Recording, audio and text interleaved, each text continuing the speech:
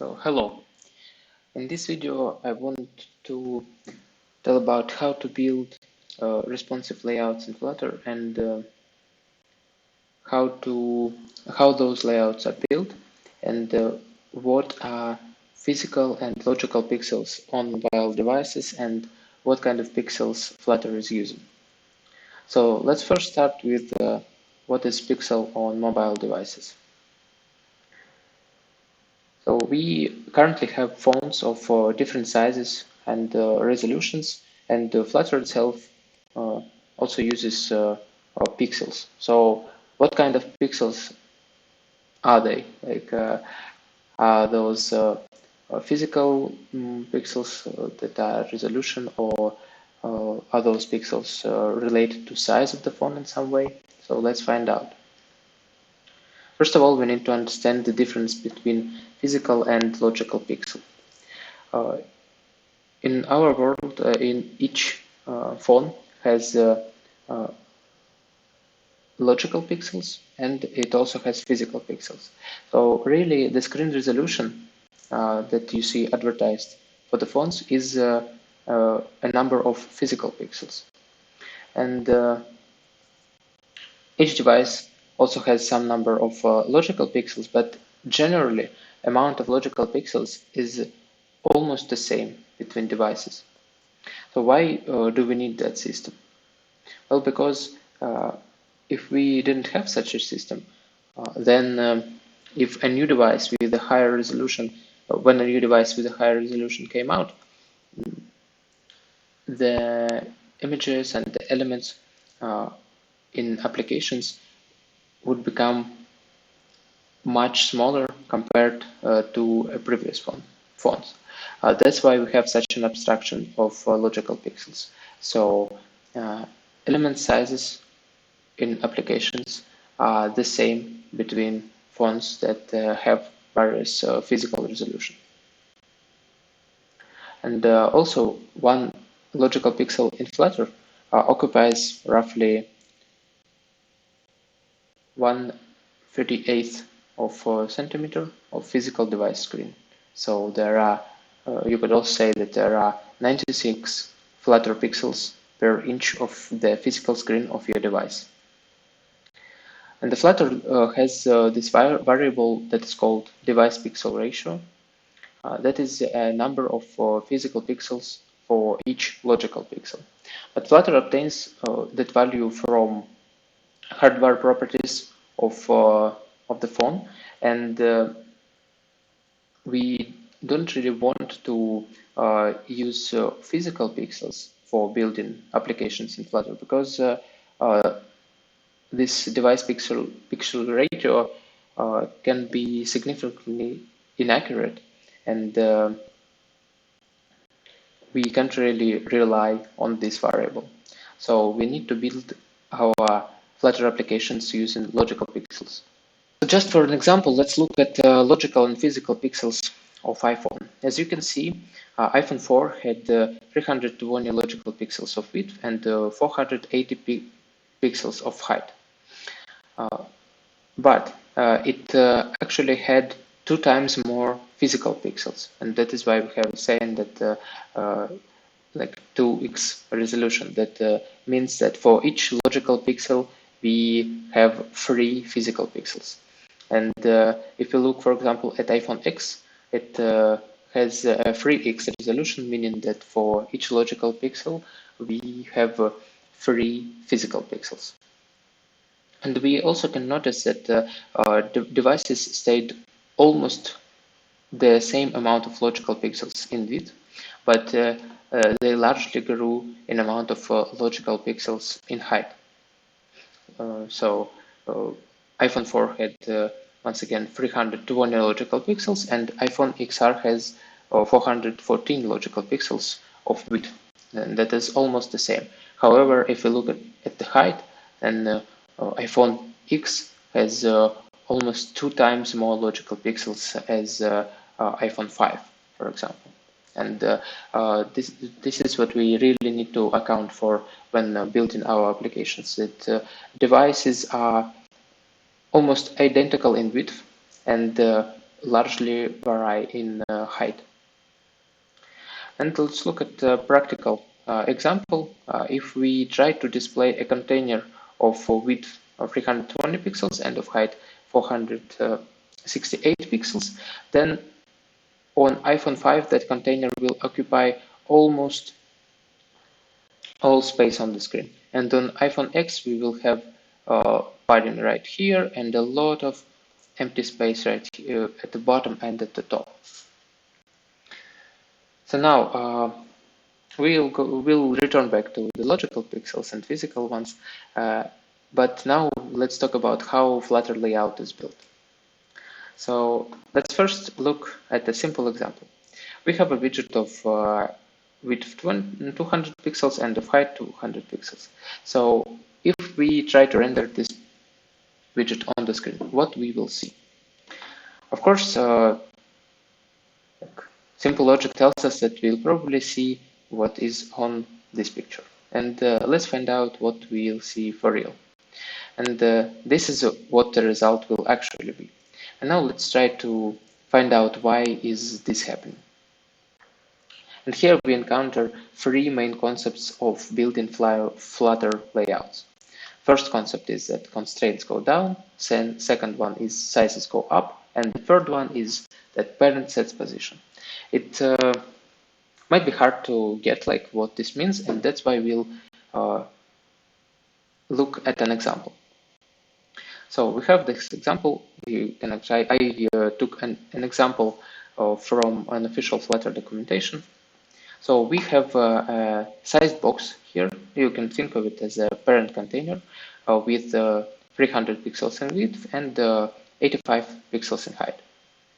Then we have a column with a padding of 5 pixels, and we have two children, first child and second child.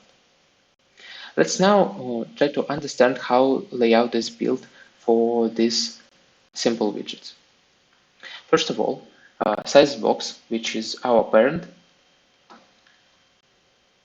addresses its child, and its child is a column which contains, of course, another two child. So size box, our parent, addresses a column and says your constraints are 0 to 300 pixels wide and 0 to 85 pixels tall.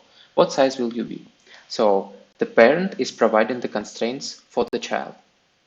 Okay, now the child, which is column, thinks that it needs 5 pixels of padding, so that leaves 290 pixels of width and 75 pixels of height for its children.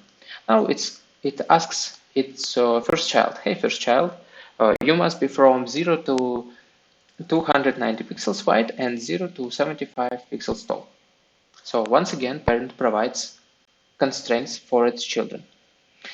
Now the child says to a column that I wish to be infinitely wide and 20 pixels tall. So this is the second principle, that sizes go up, and a widget wishes for some size, but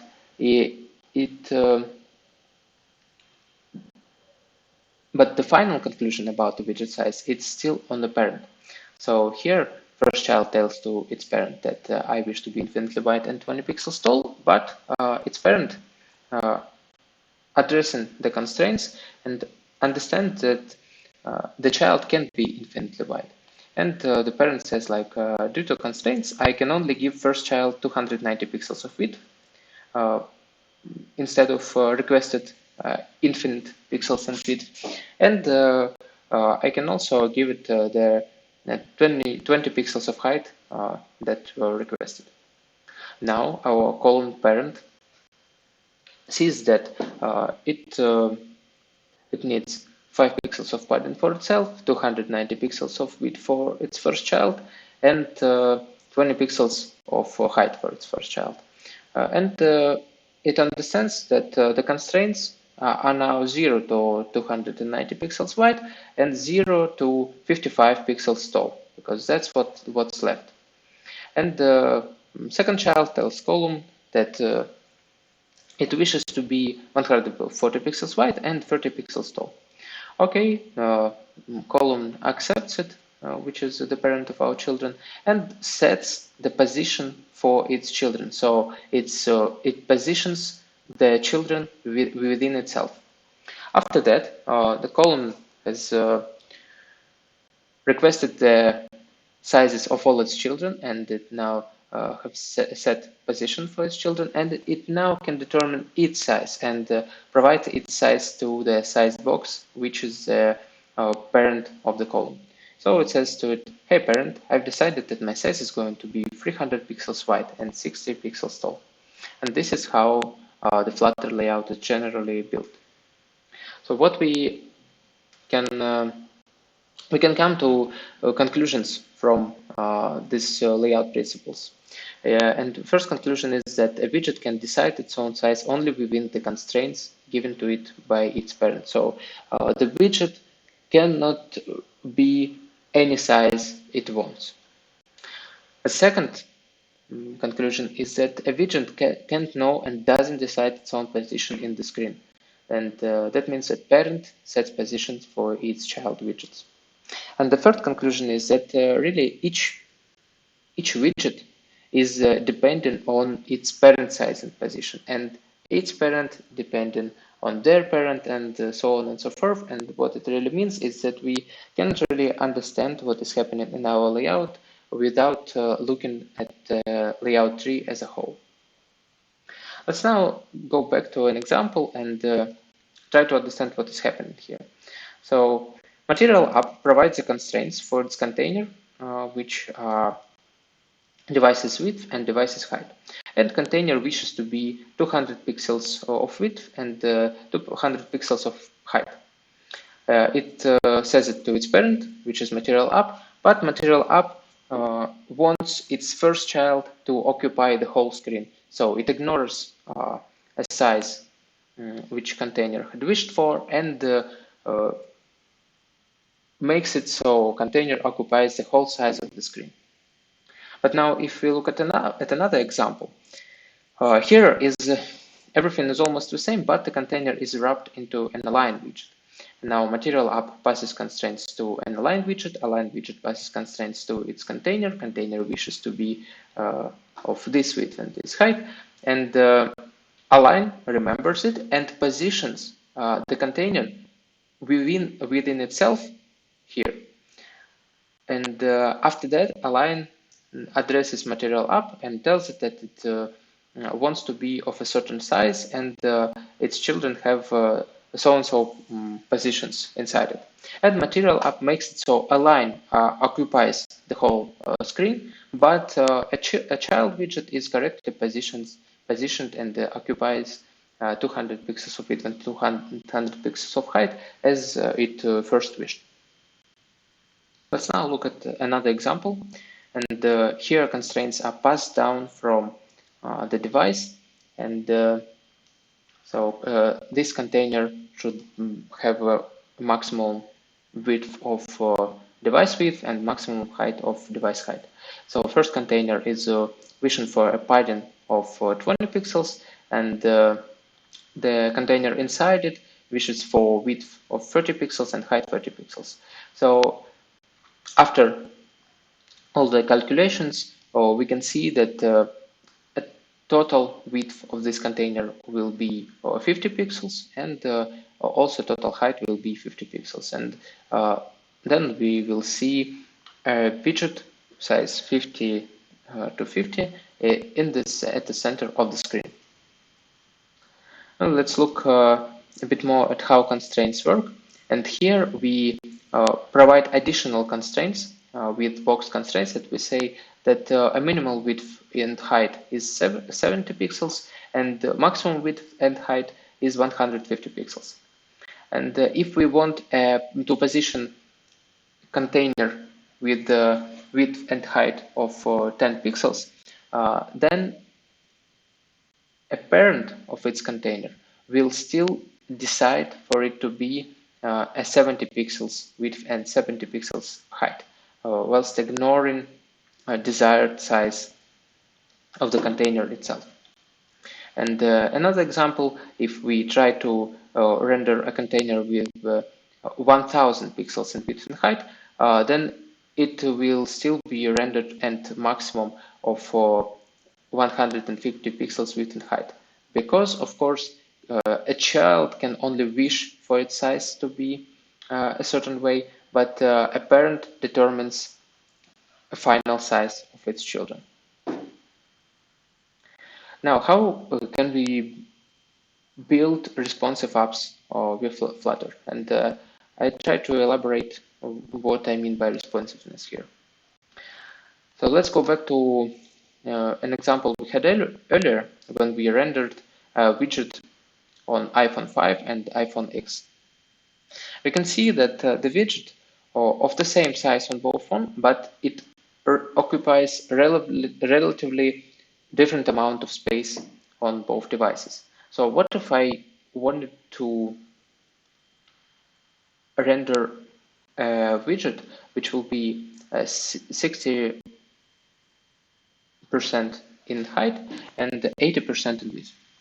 And Flutter doesn't have a percentage out of the box, so we can't really use that. So let's try to build such a layout. So we want a container which will be 60% in height and 80% in width.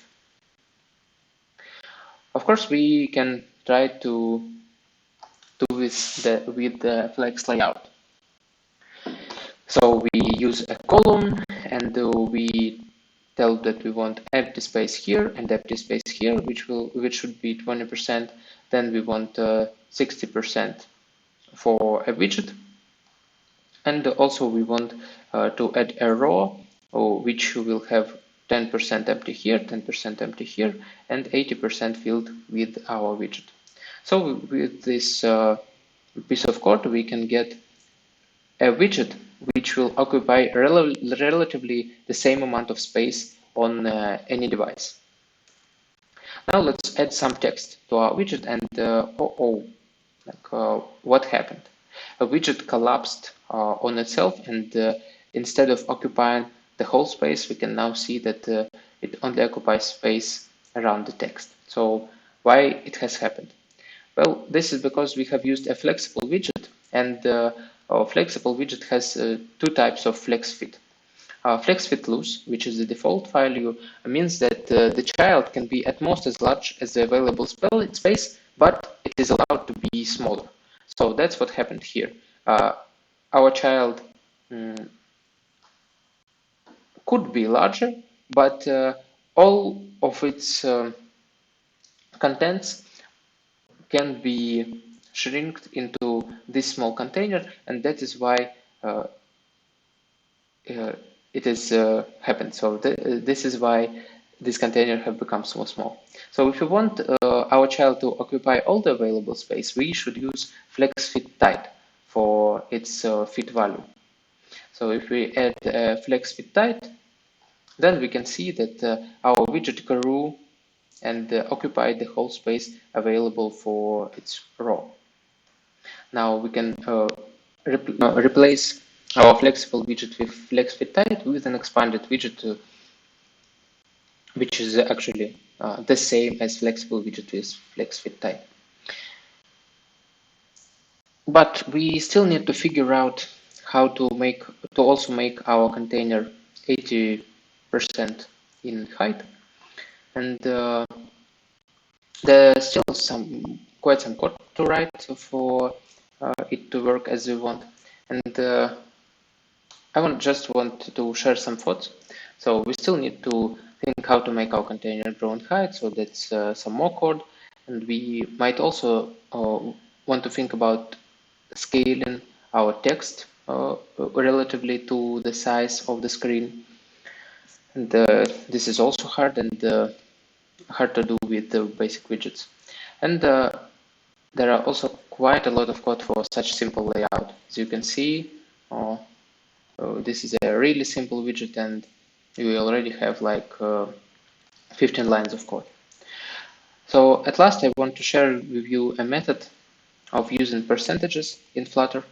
I'll share a link to original article in description to this video.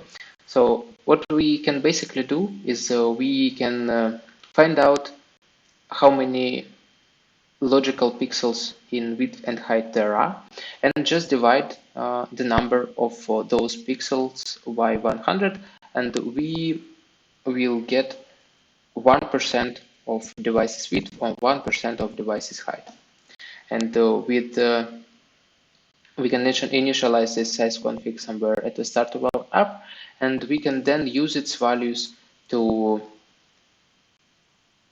give our containers size relative to the device screen.